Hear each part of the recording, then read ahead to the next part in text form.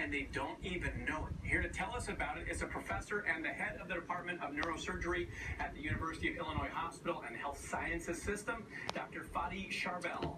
Welcome, doctor. Thank you. Now, we're talking about brain aneurysms, and we've all heard the terminology. Most of us have known somebody that is even maybe passed from a brain aneurysm, but what exactly is it that's happening in the brain? Ryan, a brain aneurysm is simply a part of the vessels of the brain that gets weakened. Now, that gets weakened over time, so we're not born with them. It gets weakened because of an injury. It gets weakened because we have some genes that predispose us to it. It can cause weakened because we smoke. And we're going to talk about risk factors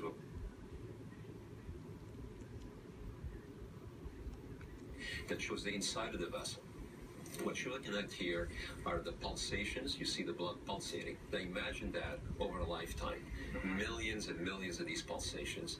You add to that smoking that can injure the vessel. You add to that high blood pressure that can injure the vessel. You add to that lifestyle. You add to that diabetes, cholesterol. All of those things together would cause this little weak spot to become weaker and balloon out, and ultimately, in rare but serious cases, rupture. Right. I want to bring in one of your patients here. This is Yvette Kennedy, and we want to talk about symptoms because there are people, welcome Yvette. There are people out there, as we mentioned, that could have an aneurysm and not know it, and you were one of those people. What were your symptoms?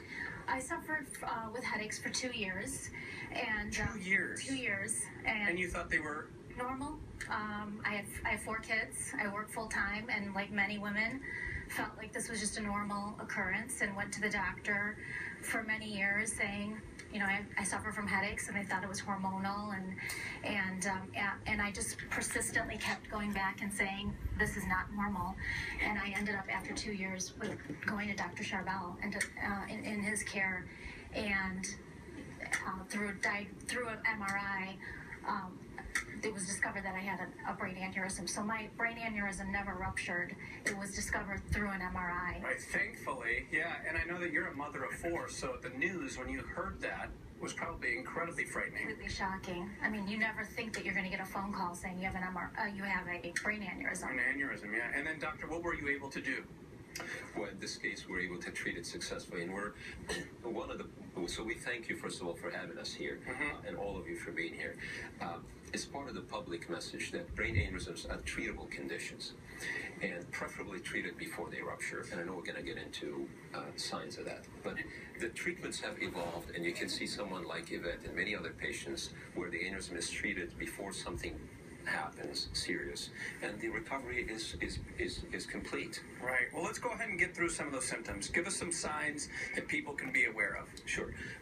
First and foremost, an aneurysm is the general category of stroke. And just real quick, strokes are 2 things.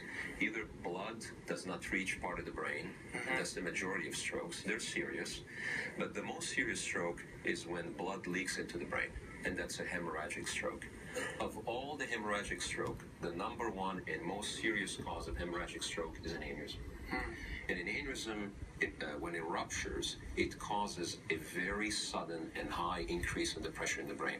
So the most serious symptom that everyone should know about and never miss is a sudden, violent headache, a headache like one has never had before.